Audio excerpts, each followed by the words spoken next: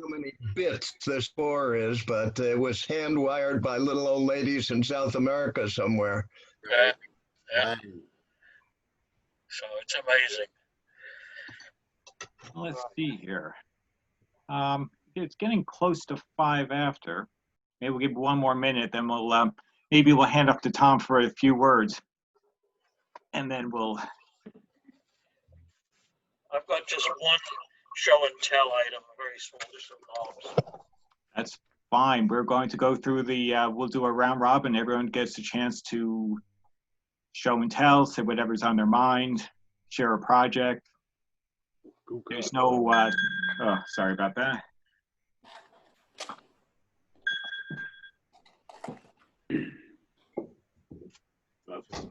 Please silence your cell phones. My other hobby, this is an N-scale 484 steam engine, N-scale. Right. Sorry about that.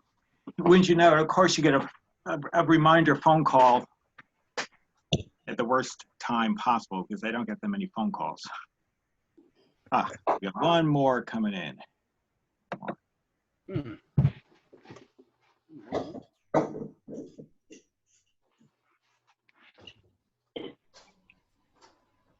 All right. Well, I guess we need to get started because it's any stragglers will come in shortly.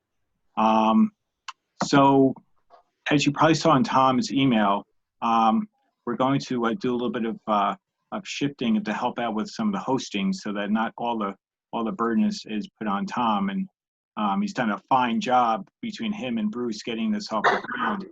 That you know, it's gotten to a nice cadence. We've had some great topics that people have shared, and we really, I think everyone seems to enjoy this venue where it's nothing formal, but if people have some presentations they'd like to think about or like to do, or just talk about some of their favorite items, radios, vintage electronics, you know, this is the great forum to do so.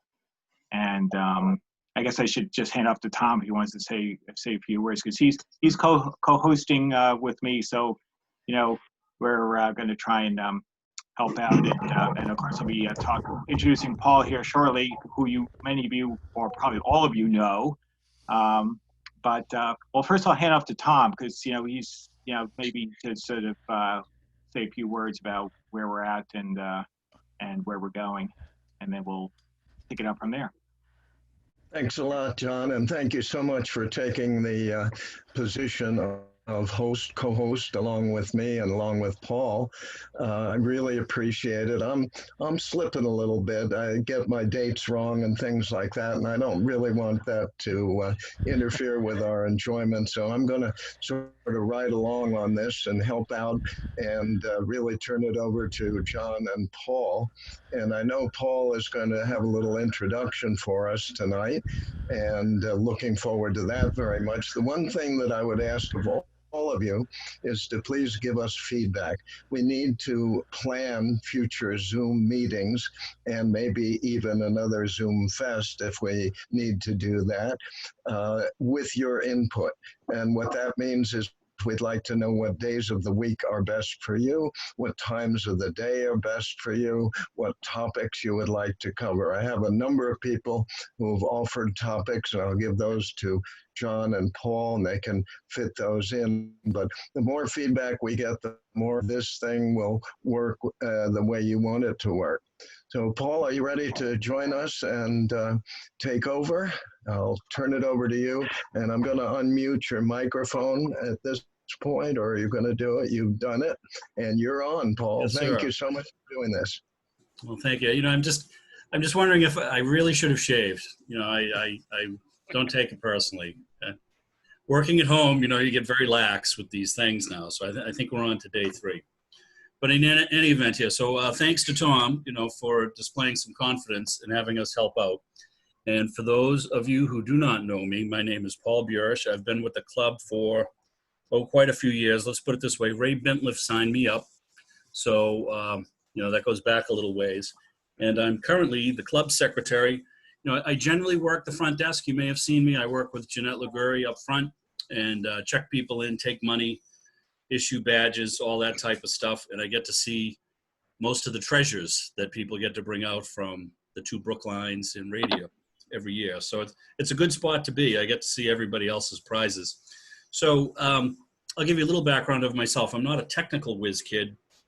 I came into the hobby via my great uncle's wooden Silvertone that I took from his house when we were cleaning it out. And, I was fascinated with the thing. I was probably about 14, and I used to DX the United States with it with a nice long wire setup I had. I used to DX baseball games, which was a big hobby of mine.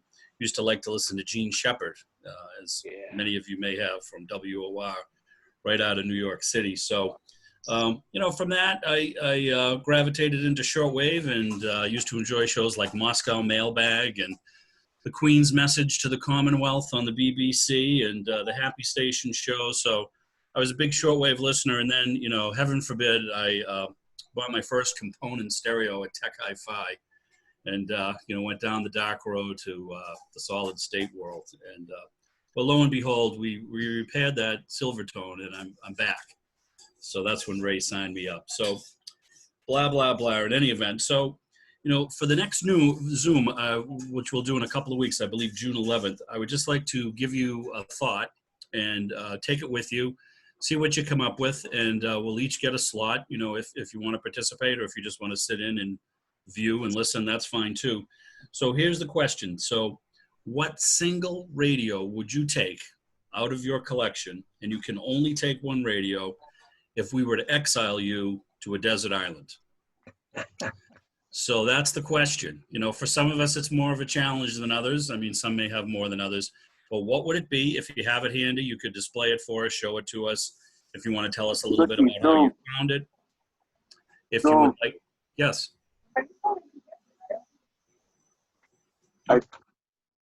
We having an audio issue? Just somebody was speaking. I muted them. No Mark, problem. C1 HCF. So give it some thought. I've had fun with that question before when I've posed it to some other collectors. The other thing we'd like to know was why, out of everything that you have, would it be that one? So we'll see how it goes. We'll try to keep it light. It's summertime. And so plan on maybe 3 to 5 minutes. We'll see how the crowd is. We'll have to work the times from there. And, we're looking to continue some of the things that we've done that have been very enjoyable. People have enjoyed. They've been very professionally done. We've had a couple of great presentations from Bob Harris and David Cruz. So we'll certainly be looking at doing some more things like that. We're also thinking about bringing in some special guests, other folks who may not be from the club, but have something to do with radio, whether that's from another club and they have a story or a perspective to share with us, or tell us about some of the things they do or how they've been successful. That's something certainly we might look into. And, so and as Tom said, we're certainly open to listening to all your ideas. I think the show and tells are nice. A current project, a current find, but we'll try to mix those in, as we go forward. So with 2 Zoom meetings a month, maybe we do one that's more focused on ourselves. Maybe we try to bring somebody else in or have a presentation, for the other meeting, and we'll just kind of take it from there and see how it goes. So it's a great format. Honestly, anybody who's a ham or an amateur, some people don't like the term ham. Anybody who's an amateur has been doing this without the video for years. So I think that's why everybody's fairly decent at it to begin with. It's just that we add the video. So in any event, let us know your thoughts and ideas. I'm going to turn it back to John so we can do the Zoom Fest Find segment. And, as the Bartles and James guys used to say, we just thank you for your support, boys. We appreciate you being here and look forward to your ideas. Yeah, well said, Paul. Greatly appreciate that. And Paul, and I think you may not have mentioned, or if I did, I missed it, but those of you who are listening to Tube Talk back from 2011 to about 2014, Paul did a really fine job. If those of us who could stay up until 11 o'clock to listen to it live, so there were some great topics covered. So, Paul, it makes it for a natural fit being sort of an MC here. So I will try and help with the with the co-hosting. Instead of think of it, since we're a vintage club, we can think of it as like, Johnny Carson and I can be the Ed McMahon, so Paul, when you come on stage, either you'll have to, well, you won't have an invisible golf club to swing, but maybe you can, pretend you're tuning in a station or something to have your own shtick. I'll bring you some Budweiser so you can complete the channeling of Ed McMahon. Right. And just a quick, for those, I think most of you probably know me by now, but I basically do the photography and run our Facebook and our help administer the groups.io, the groups.io site, apologies.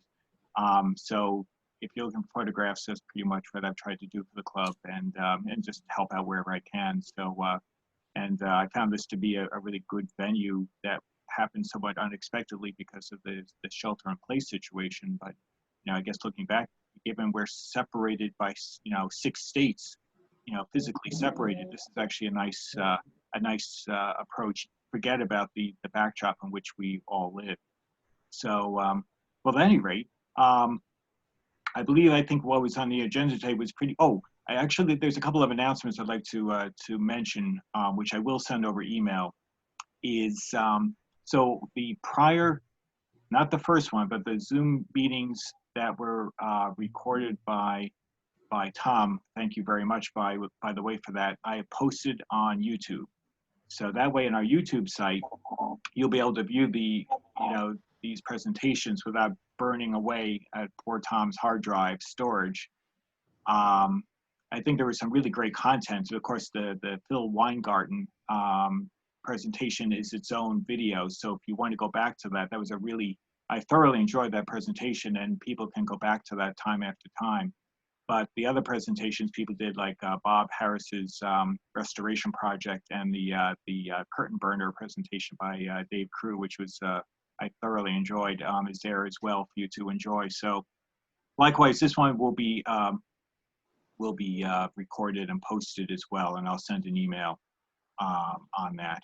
But so I guess maybe I'd like to actually kick off one topic before we do the go around, and it's more just to get some general feeling. Is I wanted to thank everybody, and also particularly Bruce and Tom, to do Zoom Fest back on the 16th.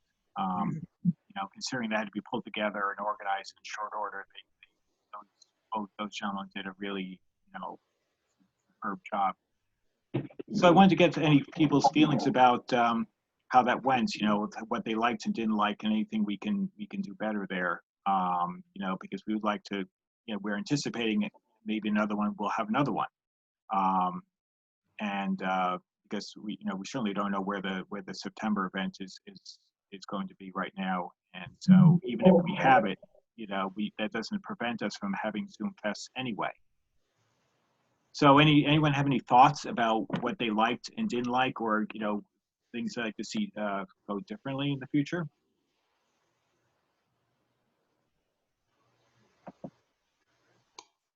I guess people will probably have to send in their thoughts by email as they evolve. Sure.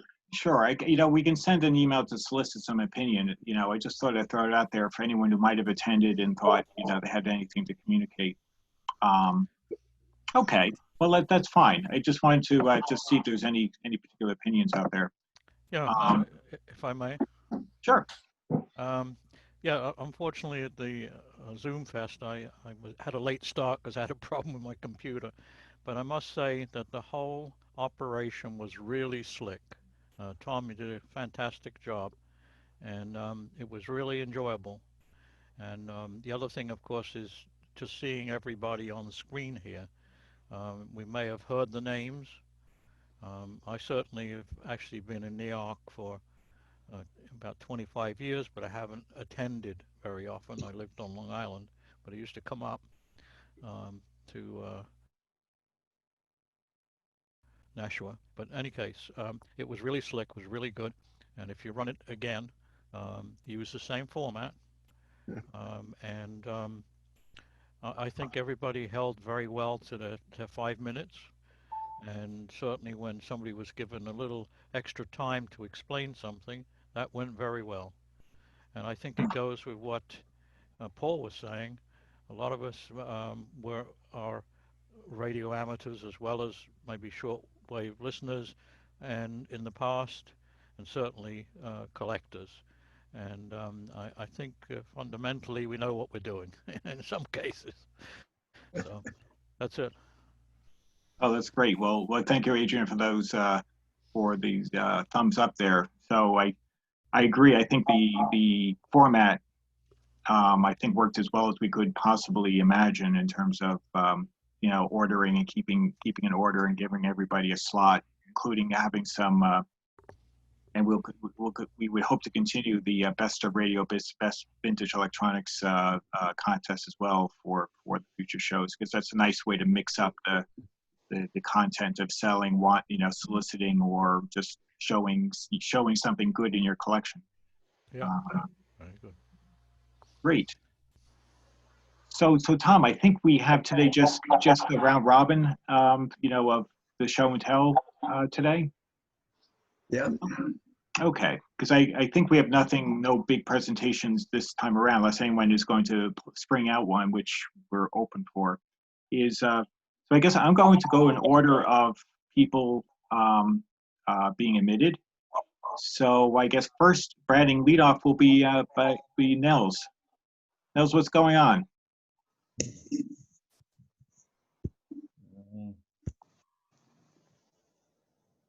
Is he unmuted? Let me make sure he is. Okay, I guess you must be doing this in alphabetical order. Yeah, of course. I actually did it in order of admittance, so you happen to be the first one in. Oh, really? Okay, I wasn't really prepared. Yeah, I don't really have anything to share. I just wanted to check in and see what else people are going to show. I don't have anything prepared, but looking forward to whatever else anyone else has. That's about all I've got here. Okay, that's absolutely fine. It's just people can speak their mind if they want to, or whatever. There's nothing formal here. So I guess it makes you, Adrian, the next one up. Okay. All right. Let's see if I can do something here with. I don't have any photographs, but I have a box of things, and if I go like this, can you see into the box yet? A little bit. If you go a little bit higher, we'll be there. Yeah. Whoops. All right. Well, you can see it's a box of a lot of knobs. What I'm going to do is I've taken out some that are very unusual. Okay. There's even some kind of a pointer one. Let me put it on in front of my computer, and I'll tilt the thing down again.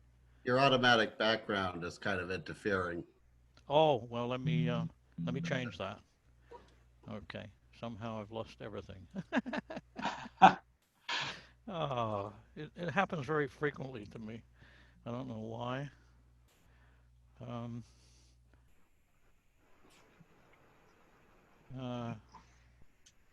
what happened? What happened? I forget how to turn it off.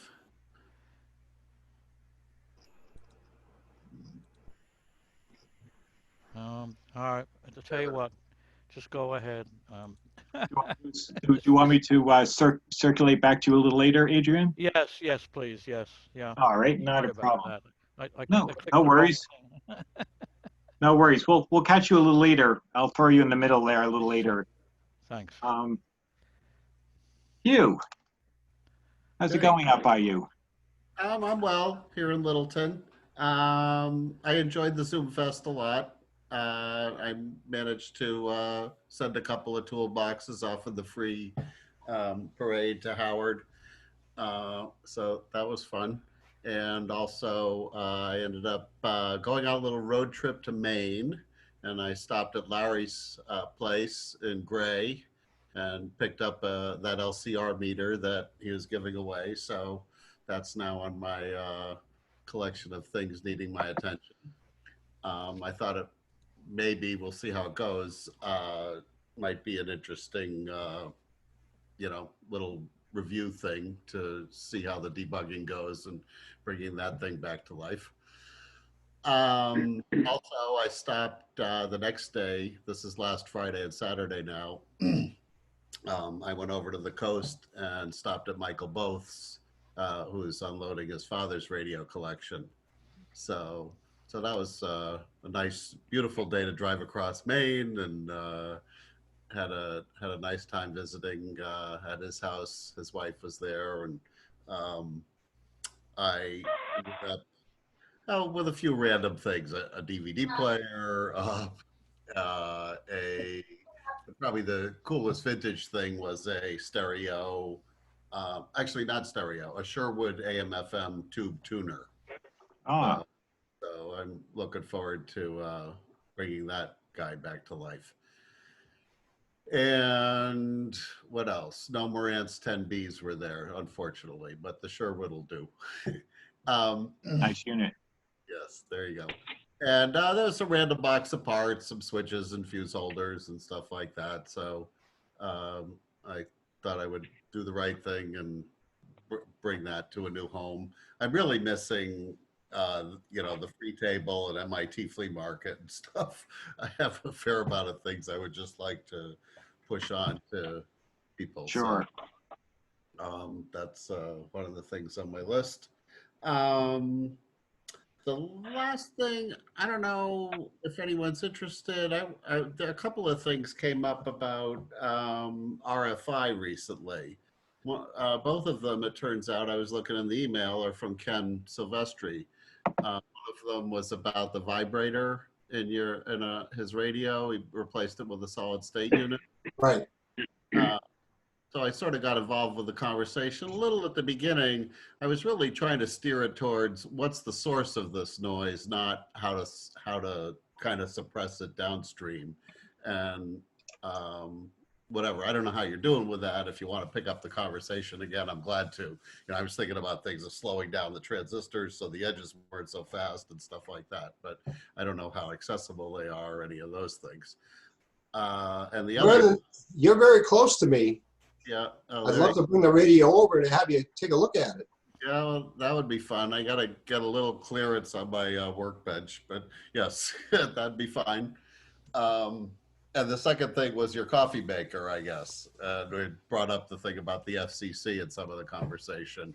I do recall in the industrial things I worked on that we had to put a thing in the manual that said, while this thing's kind of been through its approvals for RFI and stuff, you might have to take, the user might have to take extra steps in case this thing, bothers your equipment or something like that. So It is very noisy. yeah. Yeah, Yeah, I mean, so the question with a lot of these things, the vibrator as well as your coffee maker is there something wrong with those individual units that's making the noise? Is the ground missing or shielding they forgot to put in or something like that? Or is it, by design and all of them are noisy? But this is AM radio, so nobody cares. So, right. That's the thing that a lot of people may not even notice, even though they may be out of tolerance or out of spec. right. So anyway, there are interesting conversations. I ran a number of things through FCC and, EMC testing and certification and stuff like that. So it's, been interesting out of necessity, but it's also interesting because they're interesting problems. I have some chokes on order. I'm going to test them out. Okay. And I also tried to contact the manufacturer of the coffee maker, but I haven't heard back from them yet. Yeah, I can imagine that's going right into the bit bucket, but good luck. Who knows? You might threaten with them with FCC. I don't know if it'd go anywhere, but I also have a bunch of ferrites and stuff. You're welcome to borrow some of those to fuss around with, or Thank you. bring the coffee maker over. I like the use of the AM radio as the debugging tool. Put it near the thing, rather than getting carried away with spectrum analyzers and loop antennas and that kind of stuff. So, all right. Well, that's great. Well, maybe. Oh, sorry. Go ahead, Hugh. Go ahead. No, that's what I've got to say. Well, maybe a future meeting you could do a show and tell of the Sherwood. Yeah, there you go. That'd be interesting too. All right. Yeah. And John, I think Adrian has gotten his problem fixed. Okay. You could him up again. Actually, Sure. one thing, I am interested if anybody is good at doing like FM tuner alignments or AM tuner alignments and stuff. That's something I've never done, so I defer to some of you IF transformer jocks and stuff like that. So anyway, Thank you, you. That's great. Adrian, so you feel you're ready to go? I'm using a external camera. Oh, there we go. Took my headset off. Okay, I just had this box of knobs, and oh, this is a cream. Now you have to get closer to the microphone, Adrian. Yeah, Get closer to your mic. are we supposed to guess what radio they're from? Yes, that's right. Okay, can you hear me now? Just barely. Okay, yeah, that's one of the reasons I wear a headset. Just hold on a sec. Don't go anywhere. Sure.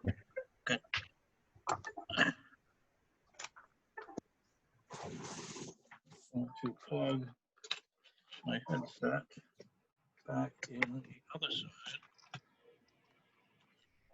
These new computers only have 2 USBs. Okay. All right. Can you hear me now? Yeah, it's better. Oh, okay. All right. It should be. Okay.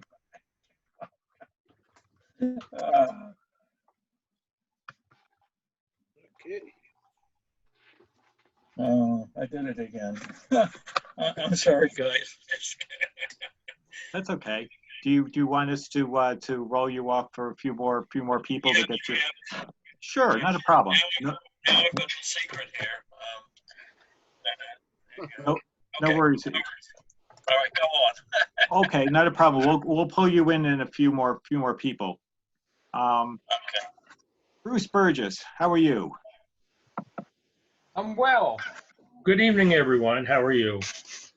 I'd like to show you a project I've been working on. I'll adjust the camera here. First of all, a little history. You see where I'm pointing to. This is an amplifier made by E.F. Johnson. It's called a Thunderbolt. And I've had it about a year, but I haven't operated it yet because I'm scared to death of it. It's running on 240 volts from the mains. And as every good ham knows, I think when you get an old piece of equipment, you want to bring it up slowly to make sure the thing doesn't just absolutely explode.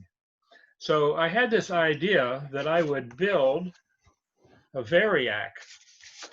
And so I did so. Well, I didn't build the Variac. I built a cabinet to go into it and all the peripheral equipment. Well, let's see if I'm going to be able to show it. Well, here it is. It weighs about 50 pounds. Wow. And so I tested it out and it works fine, but I connected it to the amplifier for the first time last night.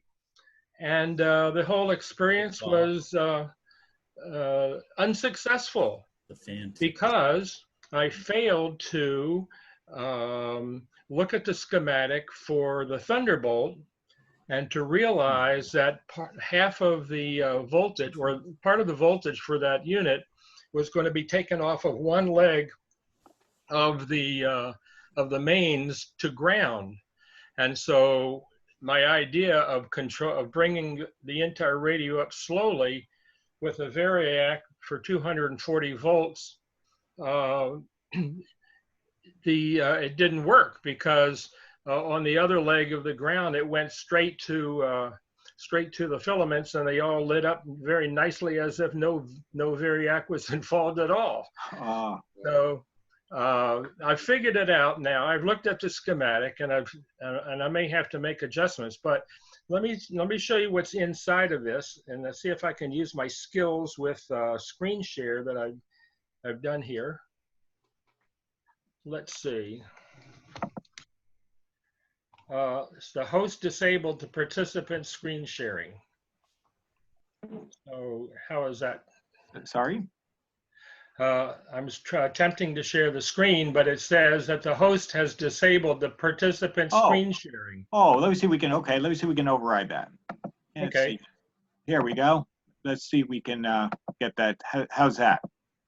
Well, I think it'll be all right. Let me go back now. This is what I want to show right there. Let's see if we can you see? Well, Nothing. oh, here we are. There. There we go. Yeah. Okay. Oh, look at that. Look at that. Look at that handle.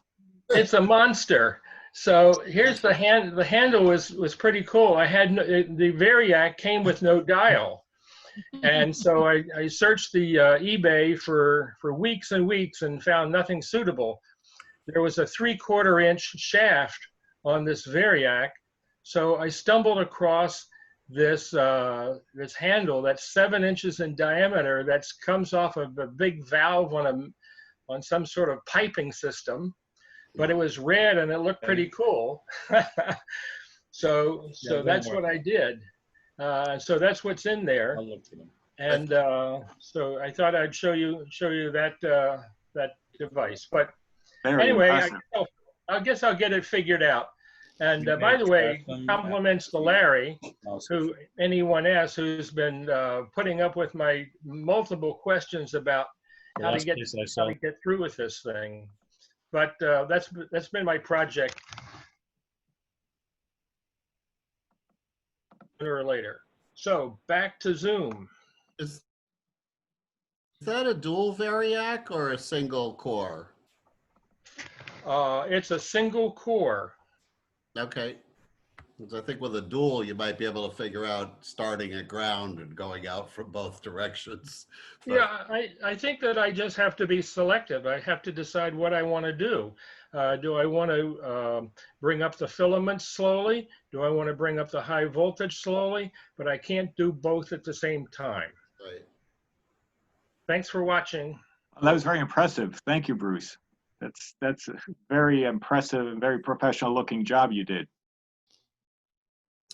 Bruce, you could always put on a sign that says, "In case of fire, turn valve."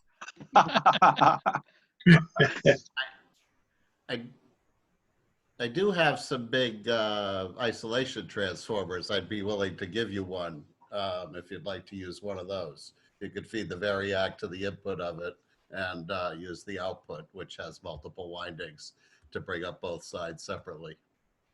So PM me if you'd like to try that. Don't do what I did.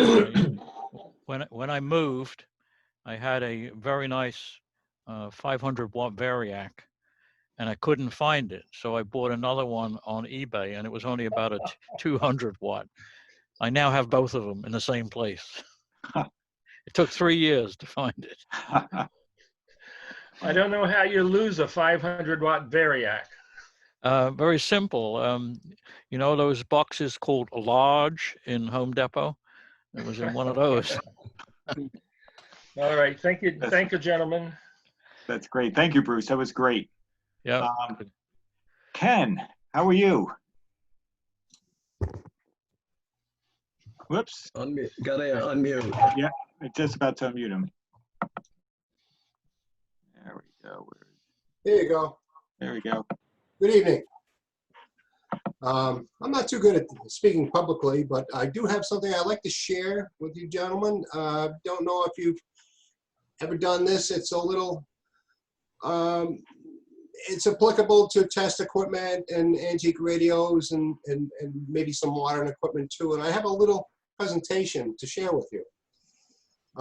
In my past life, I was a design engineer, and I used a lot of CAD tools and graphic tools in electronics. And a number of years ago, I came across a situation where I bought a nice old tube tester, but the meter scale was almost illegible. It was all faded away, and I tried to find a replacement. I couldn't find a replacement anywhere. So I took it all apart and I scanned it into the computer and I reproduced it. And it came out so well that I made multiple copies and started selling them on eBay. And I got a lot of interest. I'm still selling the original image that I posted about 5 years ago, but since then I've expanded the line to include a number of different models and other forms of equipment. And I'd like to show you some samples of what I've done.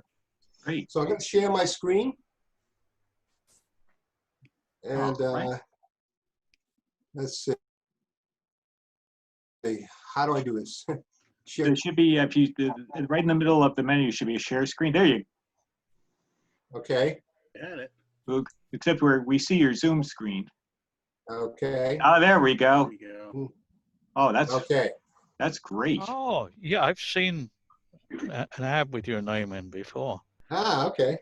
for meter All right. faces. So there's my lead in. And this is what the original meter face looked like that I took off the tube tester. It was dirty and faded and you know, kind of ugly. And this is what it was after I finished with it. Mm, Wow. mm, yeah. Excellent. I brought it into the CAD system and I increased the resolution and I zoomed in very fine and I reproduced everything. It took about 40 hours. Wow. Wow. But the results are really impressive. And Yeah. it came up, yeah, I thought it came up pretty good. And you know, this is like 3 times the actual size. Mm. So there it is installed. Mm, It's a very beauty. nice. Crisp. That's- Yeah, it looks brand new.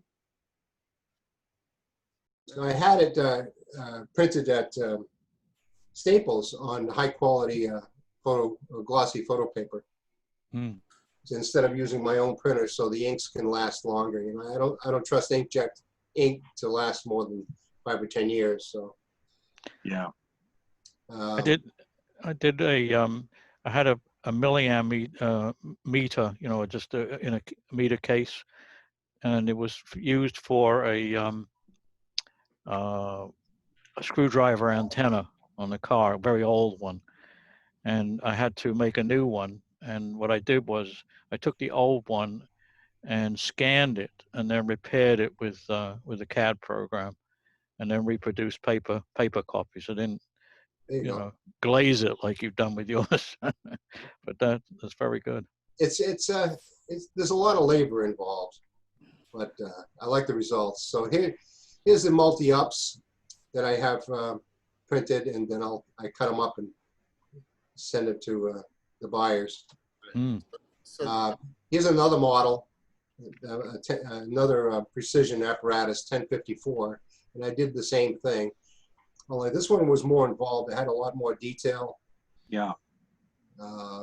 Fortunately, the original markings were all there, but that's not what I always encounter. Sometimes I have to go by a photograph or you know, just interpolate where markings would be.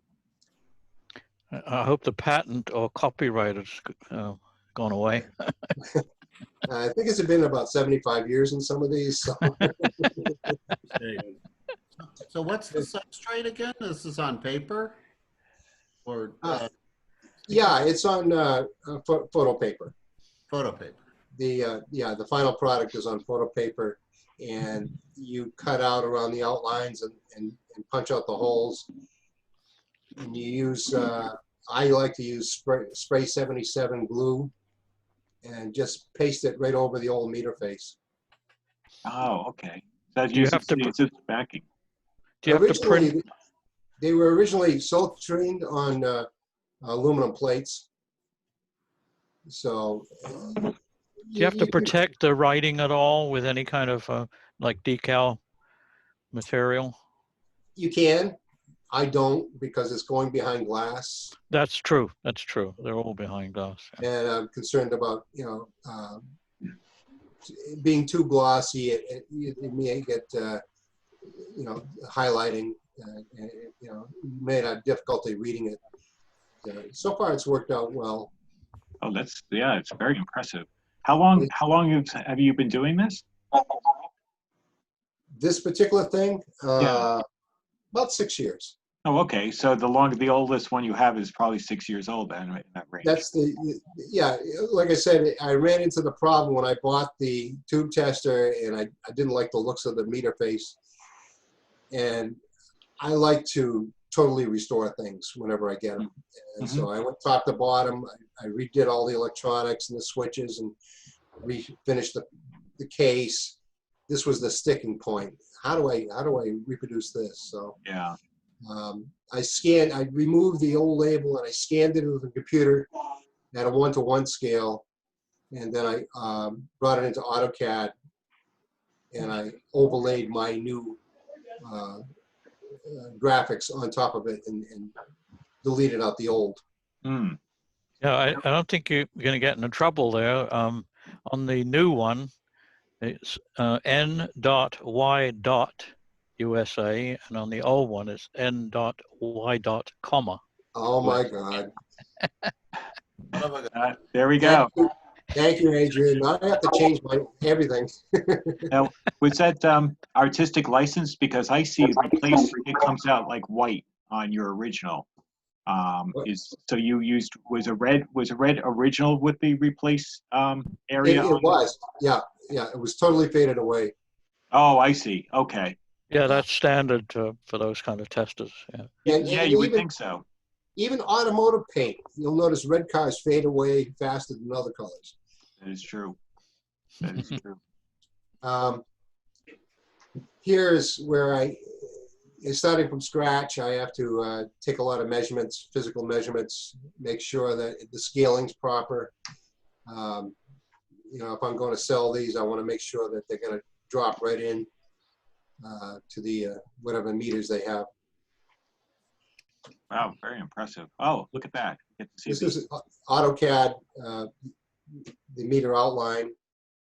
This is when I'm starting from scratch and redesigning the whole thing. Here's my eBay listing. Where do you get the original meters? You have to buy a new meter each time to get them? I either have them or people send them to me or they loan them to me so I can scan them. Okay.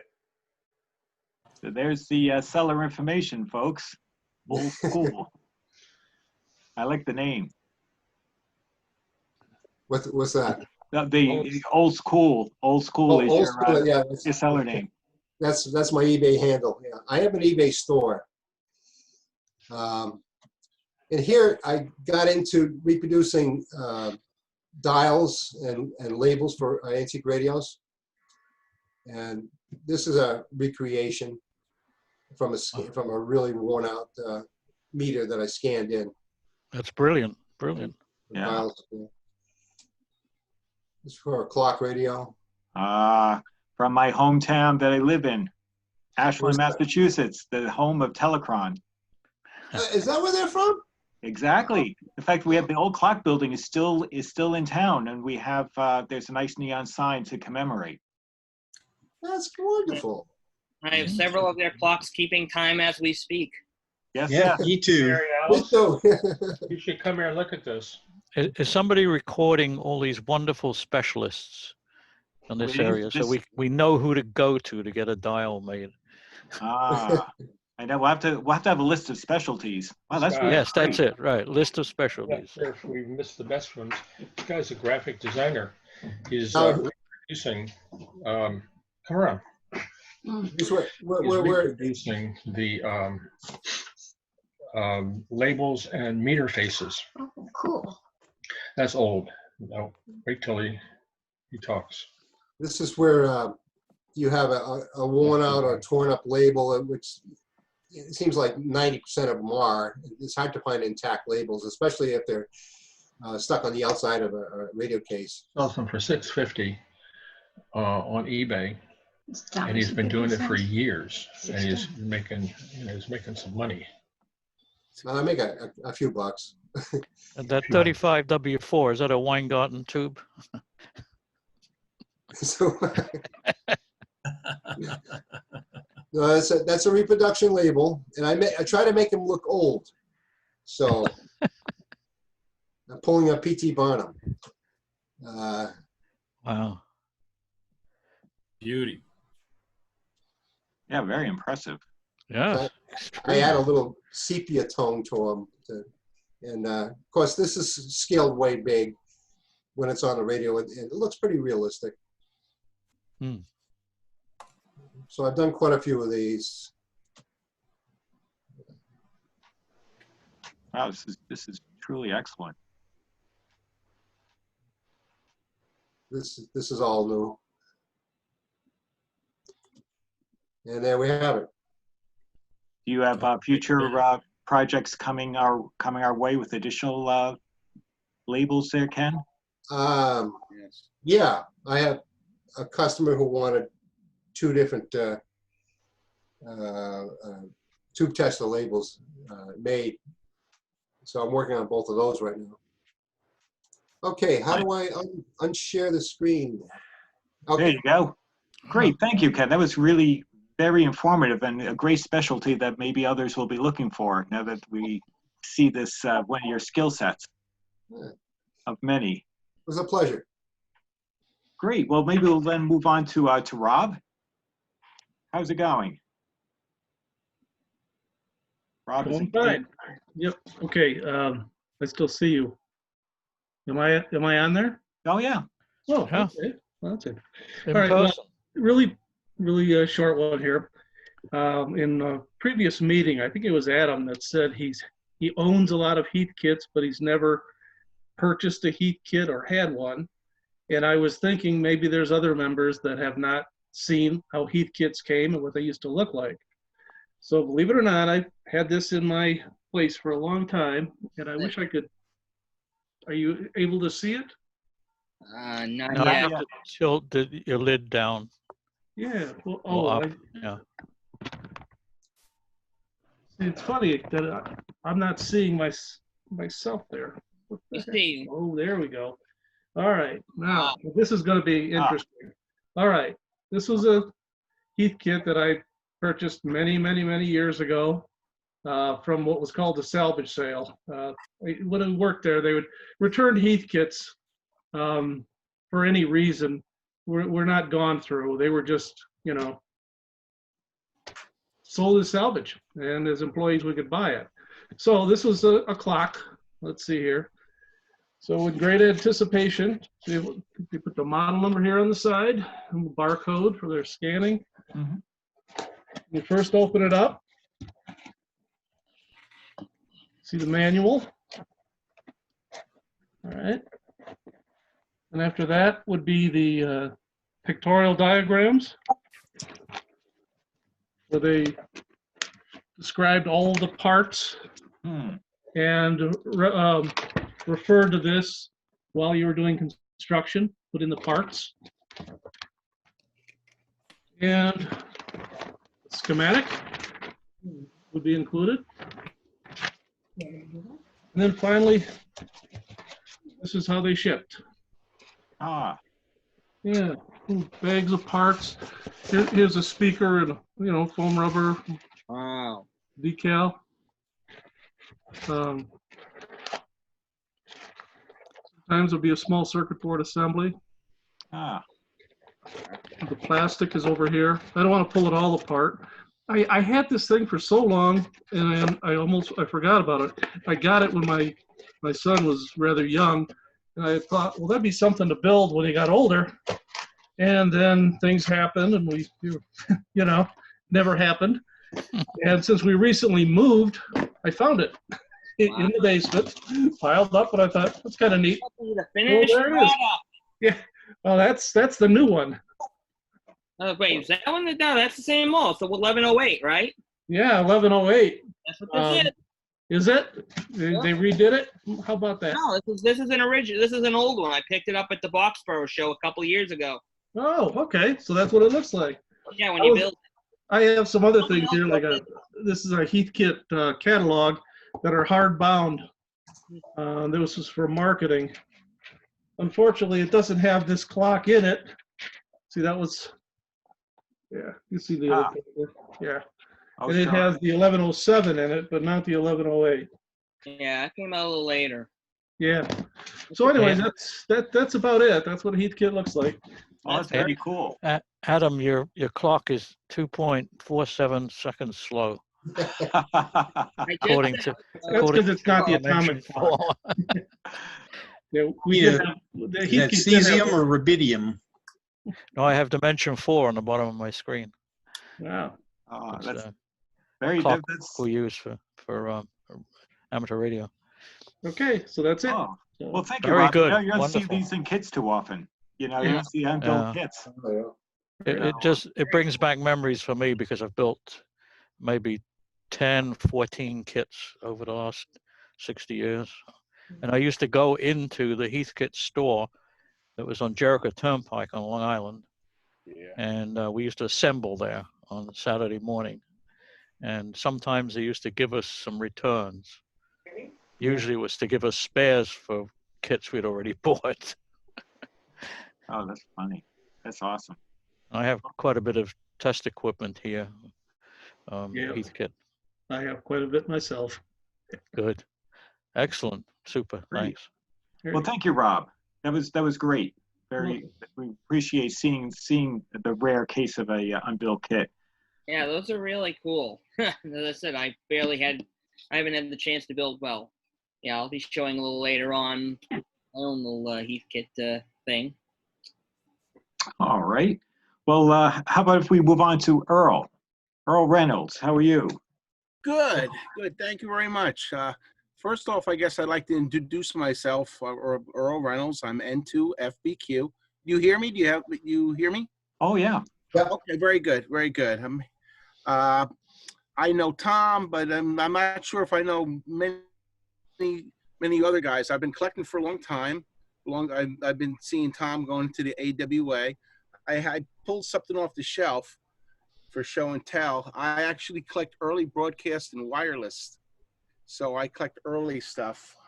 Outstanding. You have a very nice backdrop. This is, oh, thank you. This is a Bruno number 3. It's a loose coupler with a WD-11 tube in the top. I guess you guys can see that. Uh-huh. It's not a very common radio. So I figure I'd pick something special. Wow. For you guys. That is special. Yeah, you don't see a lot of them. So basically, just like I say, it's a loose coupler. It's got the grid leak and everything inside, and there's a WD-11 brass base tip that goes up on the top. Wow. Is it functional? Yes, it is. Yes, it is. With a long wire, it kind of works. So it's very broad tuning, but it's fun. Like some of my other stuff. I can show other stuff other times. Absolutely. But earlier. There's a lot there. Yeah, well, I specialize. I like Clap Eastham, Amrad, Greeby, and Paragon. So maybe one time I'd show you my Blitzen tuner or something. That'd be great. If you want, if you thought you had a series of items to show, maybe we could have a slot for you to walk through a number of items in your collection. That would be nice. That would be nice. I've never done that before, but maybe I could email you and we could, set up a little thing where I can, be structured and not waste any time. Well, no, structured. What's that? No stress, Earl. In terms of structure, we could, if we wanted to pick some future Zoom meeting where we dedicate 20, 25 minutes or whatever to a presentation of your various cool items in your collection, we can definitely do that. I think all of us would probably enjoy seeing a walk through the unusual. Yeah. Okay, that's good. That's good. Yeah, okay, maybe I'll do it with the Clap Eastham. I have a lot of early Clap Eastham stuff, and that's not too common, so that might be something that everybody might enjoy. I'll hold off a little bit. Thanks. Excellent. Well, thank you for that display. That we look forward to future presentations. Okay, thank you very much. Great.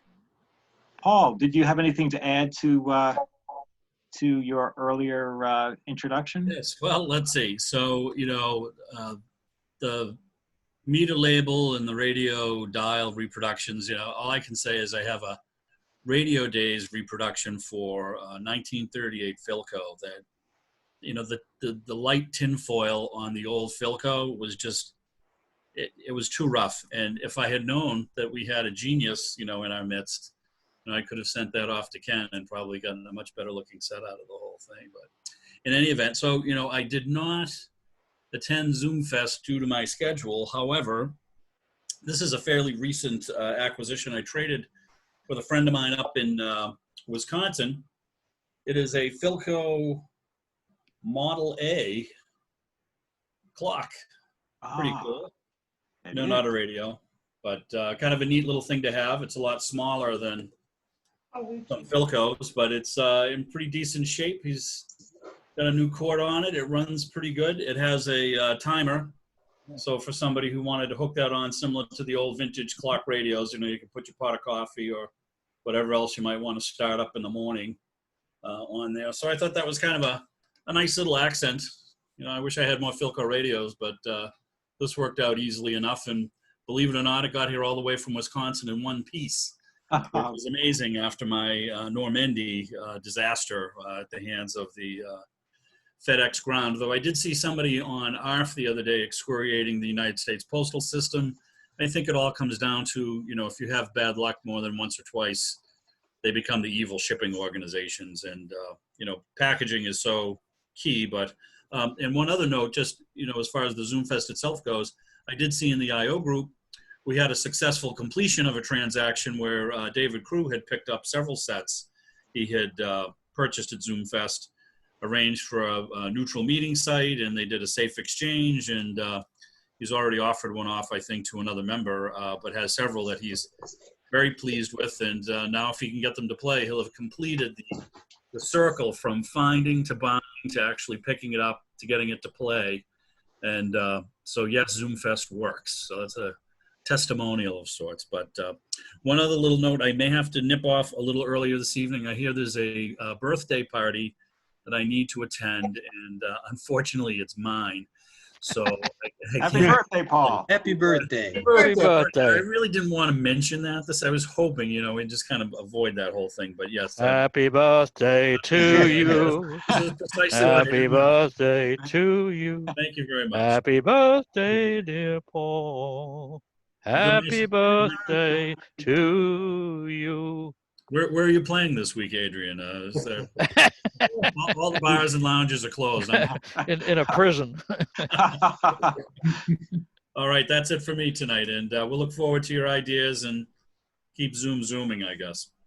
All right. Well, thank you, Paul, and try and enjoy your birthday. Sparks, how's it going out there?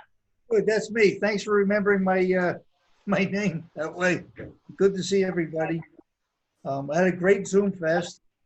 I think Jeanette, aka Net, recognized more faces than I did, in the same way that more people recognize her than me. But anyhow, before I mention my item about radio, this is non-radio, but it's Zoom. I do Zoom every week or with a band in Connecticut. Since we can't meet because of this terrible thing that's going around, we do this via Zoom. The problem is when we play, either somebody's a few milliseconds ahead or a few milliseconds behind. And before I contact Zoom tomorrow, kind of wonder if anybody had any input concerning that, as to get more of our music back into sync. There's anywhere from 8 players to about 25 to 40 trying to play the same tune at the same time via Zoom, and it has not worked out. Hopefully we'll get to solve that, and hopefully I don't have to go to Zoom for it. But anyhow. It's very difficult. But, you have all kinds of people with all sorts of different delays in their networks and computers. Yeah. Our choir at church is trying to do it, but a lot of times it's like the choir director records on piano, everybody does their part separately, and then she puts them back together. Okay, yeah. It's hard to do. I hope we don't have to do Some that. sort of click track is involved. Yeah. Other than that, before I bring this out next week, I'm having a problem with a 5-tube set. It's the Zenith, the toaster radio. That's 6D525. It's very popular. You see a lot of them on eBay. I've repaired a few. This one is a problem for me. I've replaced the tubes, the capacitors, the resistors. I've gone through the alignment.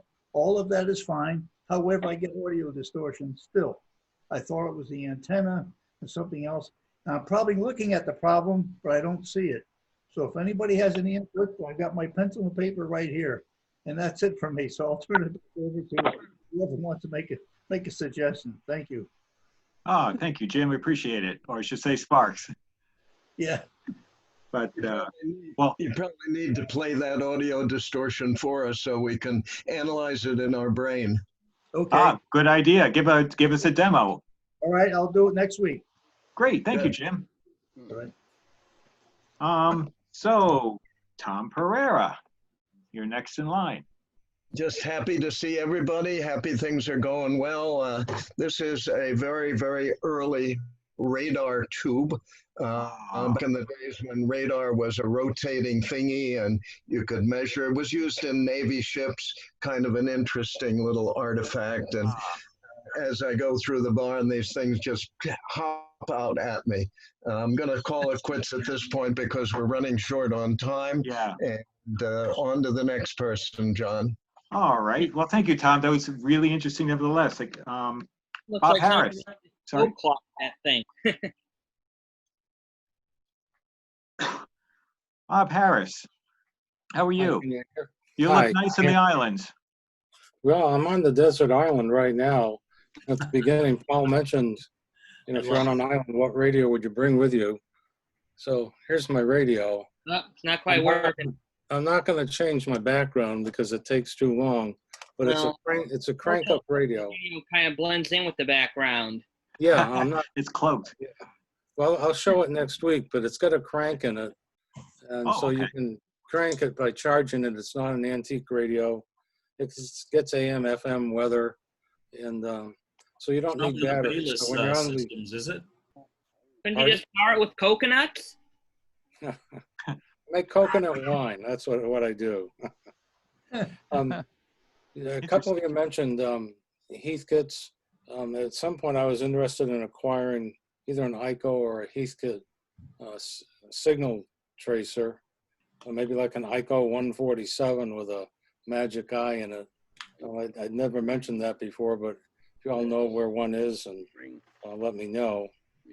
On another topic, in terms of shameless self-promotion, I'm a director, and if you haven't voted yet and wanted to check off my name, I'd greatly appreciate it.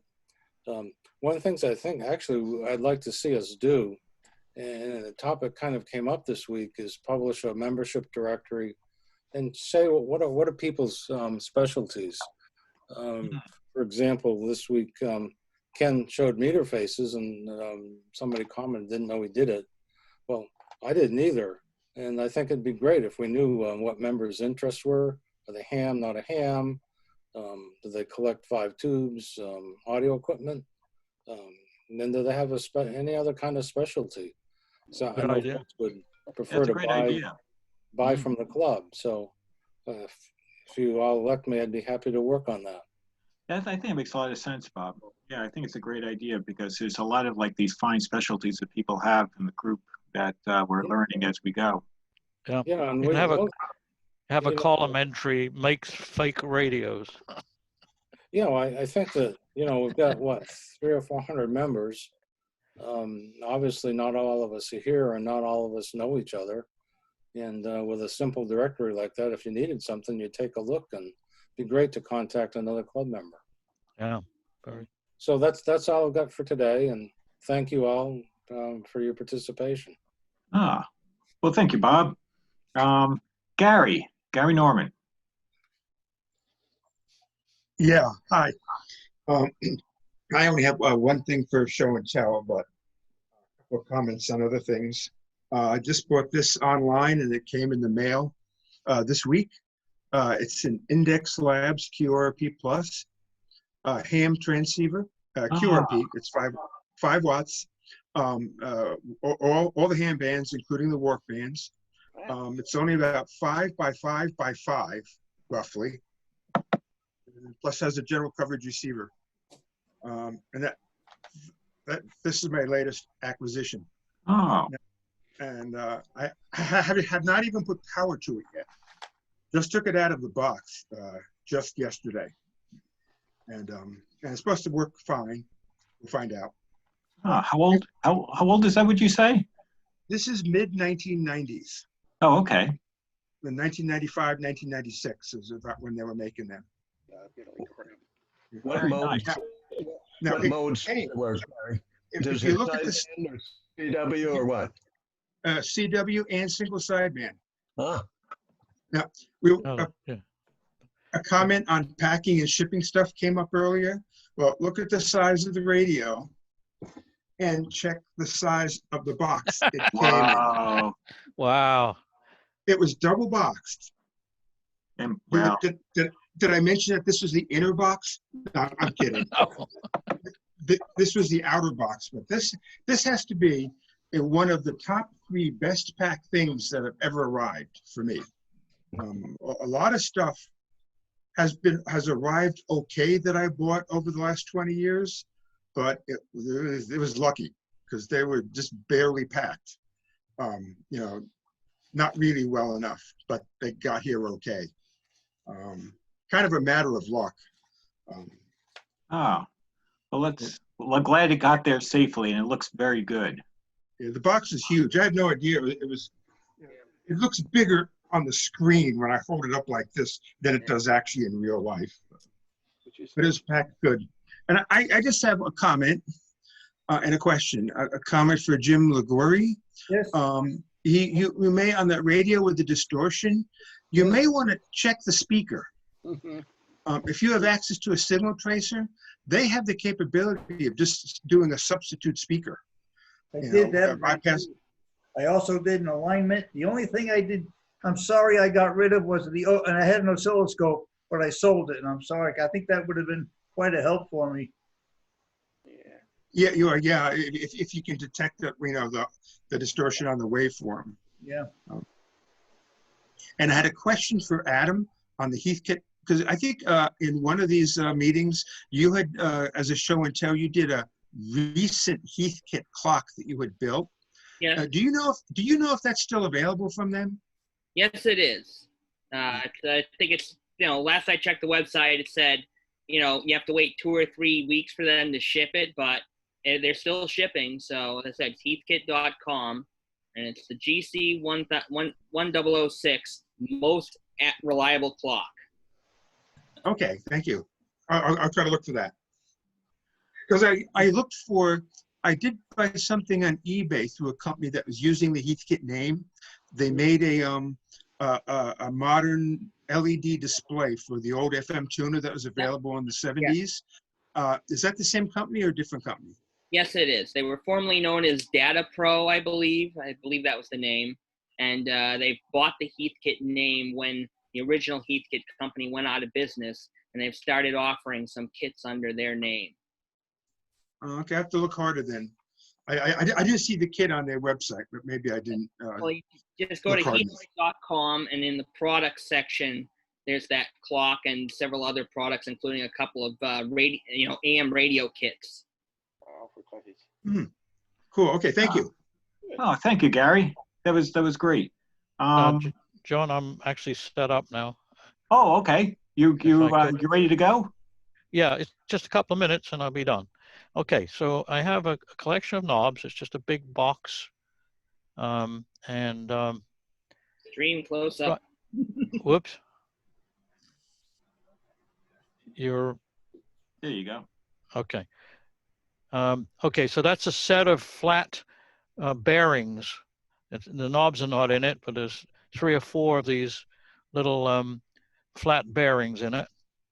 I'll try and get up. Okay, on the other side. It's very hard. Now you find out what the mirroring thing does on Zoom. It makes you able to go in the right direction. There they are. See them little pressure plates with bearings in. Okay, so that's that. Here's another unusual looking knob. I know somebody was looking for a pointer type knob. This one's about 3/4 of an inch diameter, and the pointer is about an inch and a bit, 1 1/8 inches. Okay.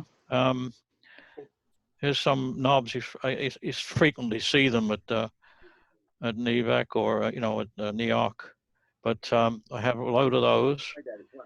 I have a whole bunch of these larger flat knobs. They're about 1 3/4 diameter,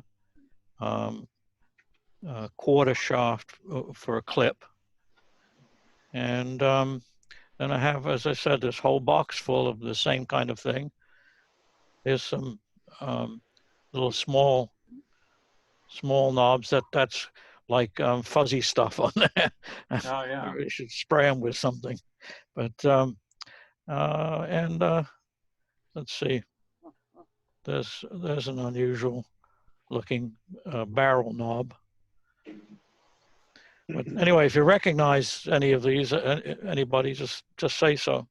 So that's it. I mean, the next physical fest we have, or maybe this, I'll arrange them on a card, and they're very cheap. It's basically mailing cost. Okay. Or you can always post some, take some photos and post them on our groups.io site in case anyone needs any Sure. to identify. Feel free to. In fact, I think your album's still up there, so if you wanted to add to it, by all means do. Oh yeah, that's a good point. Yes, I'll make some photos. All right, thanks very much, guys. You bet. Thank you, Adrian. And by the way, I'm using a regular camera that's a USB plug-in. And the one thing that Zoom does very, very well, you can plug one of these things in, and within 3 or 4 seconds, the computer has switched to the external. You don't have to do anything. The same with, if I unplug my headset, even though the microphones were bad on the computer, it went immediately to them. So those functions do work. Excellent. And the other thing is, if you're demonstrating something like I am right now, if you leave it in your normal unmirrored condition, you're going to be going left to go right. Well, when you turn that back on, I can aim everything and move it in the direction I need it to go. Very good. It's it's not like trying to take something out of your ear with a pair of forceps. Okay, thanks. Great analogy. Thank you, Adrian. That was great. Tony, you're next. What's going on?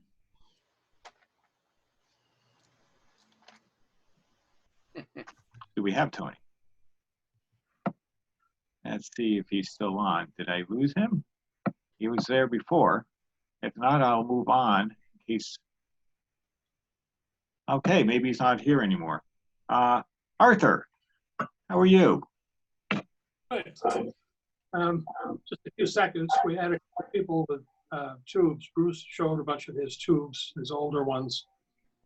And as part of the preparation for the remodeling of our shop, I had about 60 years worth of stuff to move or to store or to do something with. And some odd things bubbled up out of that. Probably people who are ham radio people might recognize some of these. It's an 832 tube about the size of a lemon. Couple of those. That's the smallest of the bunch. There are some others. This is 7242. I don't know if that rings a bell with anyone. It's pretty big and heavy, has a big base. Probably have radio related. I don't know. I'd never seen these before in my life. There's a very big giant thing, NLC6J, on a funny little base, which is kind of nice. I don't know what its use was, but this is the crowning glory. Wow. It's a 4-1000A. And just out of curiosity, it's got massive, massive pins on the bottom. Wow. And I looked for a data sheet and the thing, the filament is a 7.5 volt filament. It draws 22 amps, 7.5 volts. The plate is rated for 5,000 volts. Oh. And 1,000 watts. And one of the interesting things was that the data sheet has one section on its use for RF purposes. There's another section on its use at audio frequencies. which I'm having trouble imagining where this would appear in an audio application, but who knows? And that's about it. This thing though is a monster. I'm trying to think of something to do with it. I don't know what to do with it, but It's I was in college. I might be able to sell it. Yeah. it is cool. Sell on eBay. I mean, that's the first thing you do is go to eBay and see what's been selling, and they are selling, but I don't have any way of knowing its condition. And a lot of the ones that are getting some money, they're able to identify that it's working or it tests okay, but I don't have a way to do that. I'd buy the 832. I can tell you from experience, it's a very impressive looking tube when it's in operation. Oh, I can imagine. When we were in college, one of my mates at the Ham Radio Club actually built from scratch an amplifier using that tube. Wow. Well, that's it. Well, it's a great conversation piece. You know, something for the mantle there, Arthur. Yes, at least that. I might just hang on to it. That's cool. That's it. Well, thank you. That was great. The gentleman, the caller in from the area code 617. Let's see, he's still on. Oh, maybe the person dropped off. I guess he must have dropped off. Okay, so move on. Russ, how's it going? What's going on?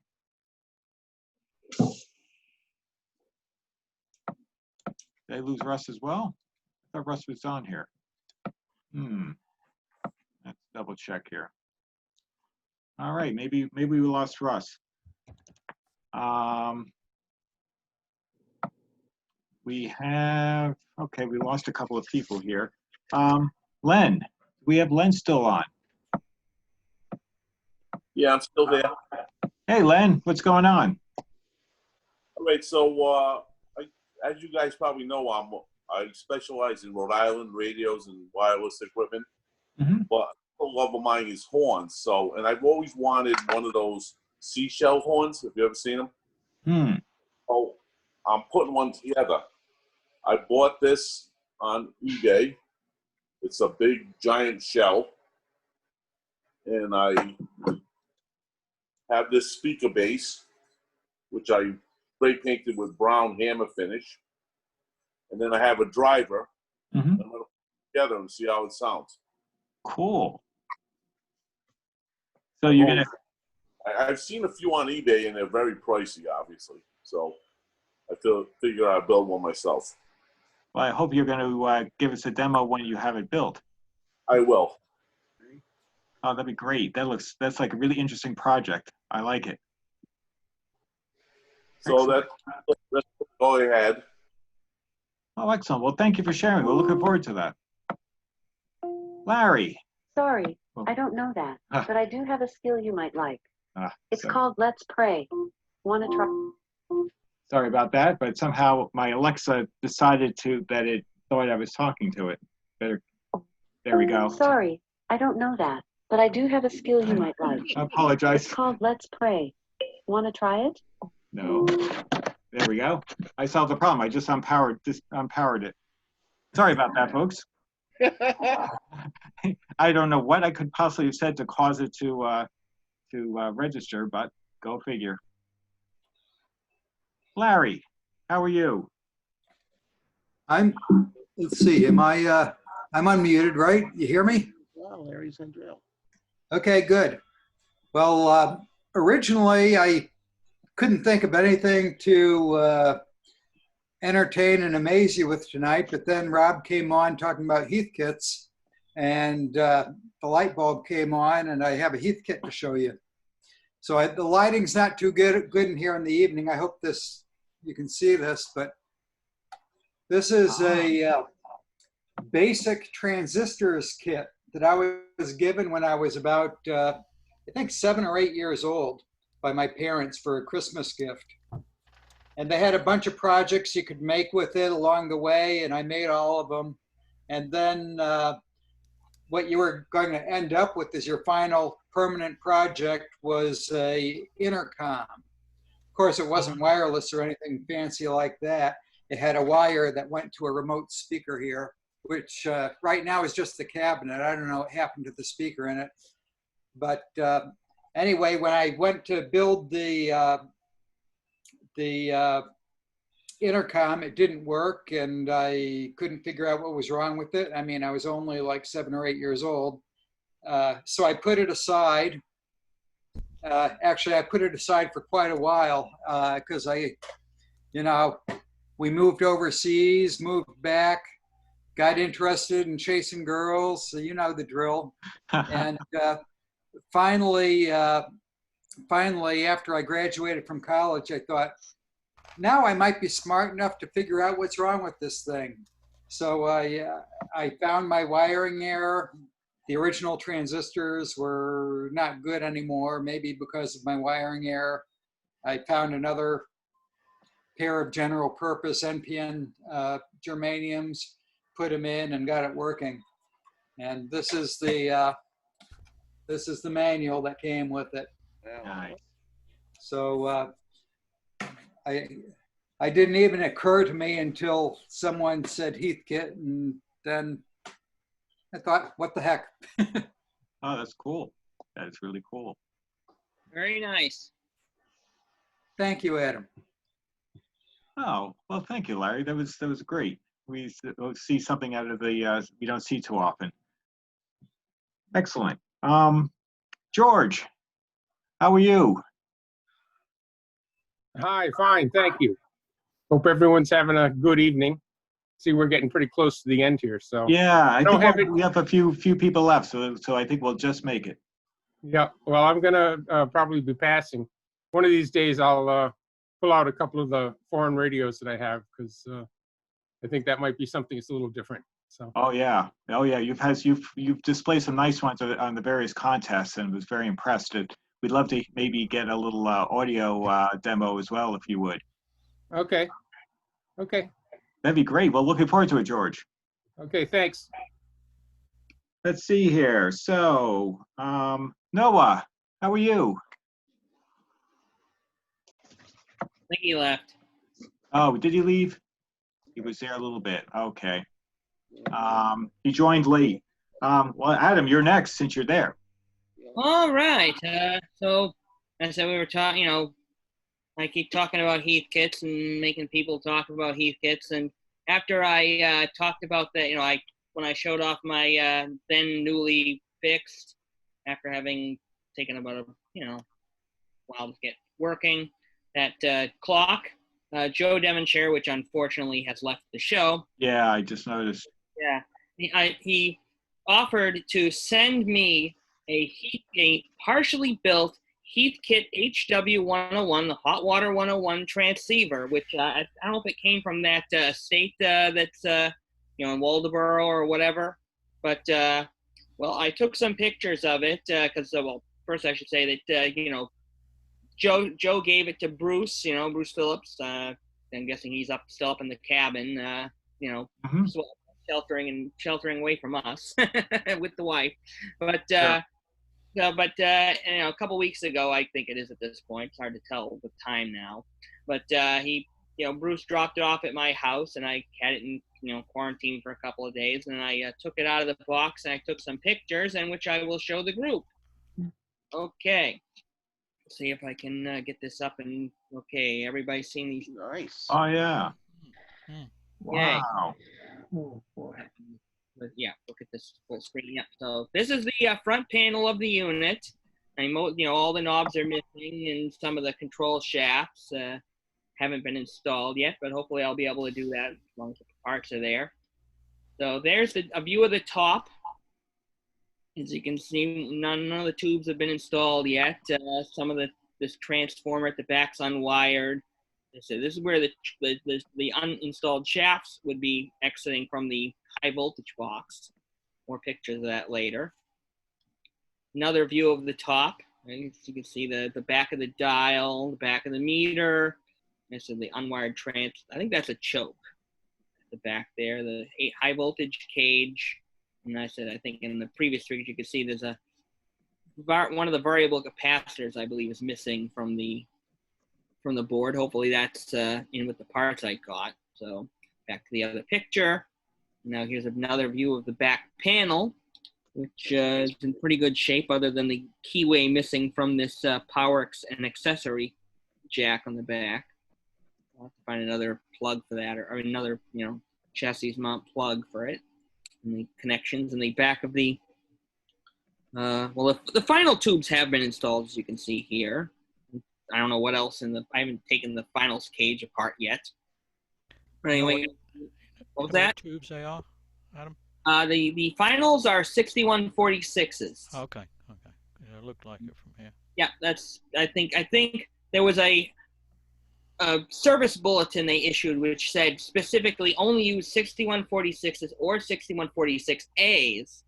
I guess the 6146B doesn't work quite as well. But, I don't know. Anyway, so here's a view of the bottom. Uh-huh.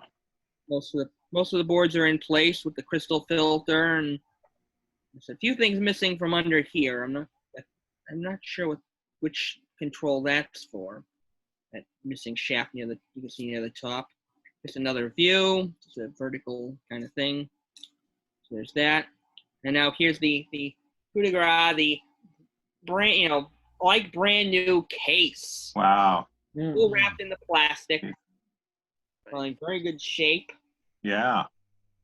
And so here's the box of parts that was included. Not sure if everything's in there, but hopefully enough. A lot of tubes from such illustrious names as International Service Master and Procom and Elmenco.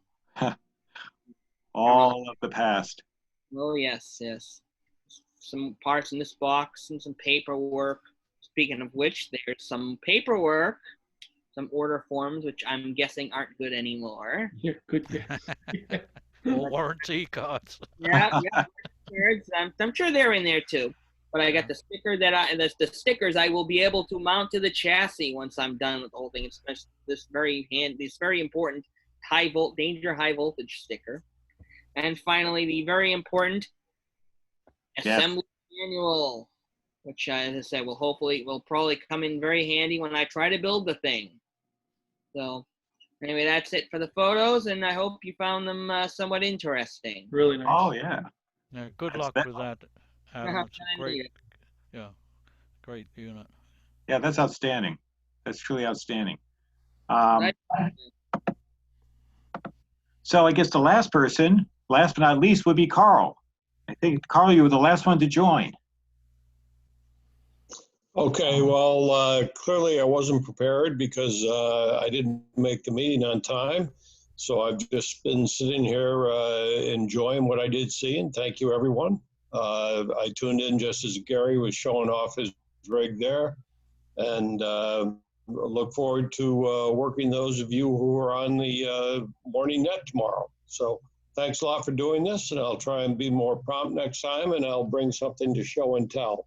Oh, not a problem. I have a receiver that I got when I was 6 years old, and I'm willing to bet nobody else has one because when Osterman did his latest update, he contacted me and asked for a photograph of it. So I think I may have the only one left in existence, and I'll leave it at that.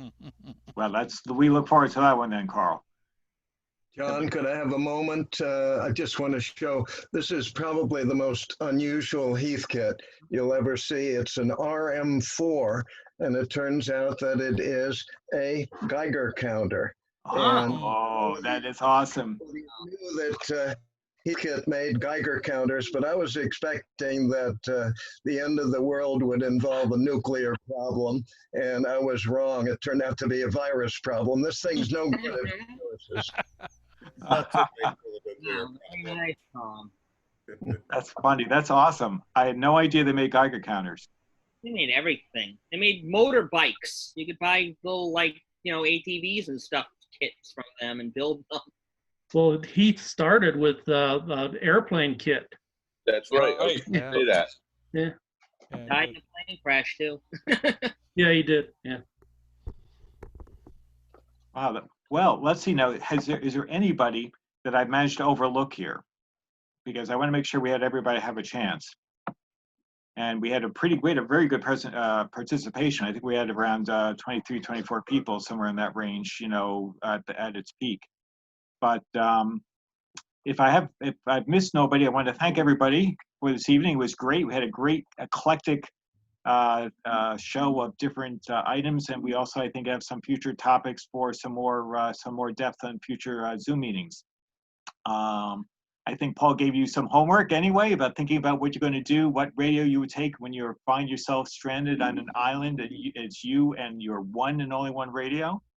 And we'll be thinking about more topics in the future. So if you have any other feedback or anything, feel free to email Paul or myself, or just put it out there on the groups list. And thank you very much, gentlemen and ladies, and enjoy your 2 weeks, and we'll talk to you over email.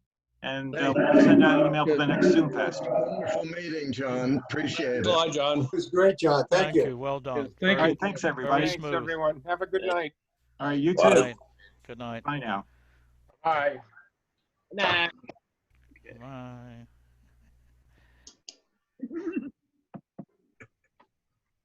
Hi.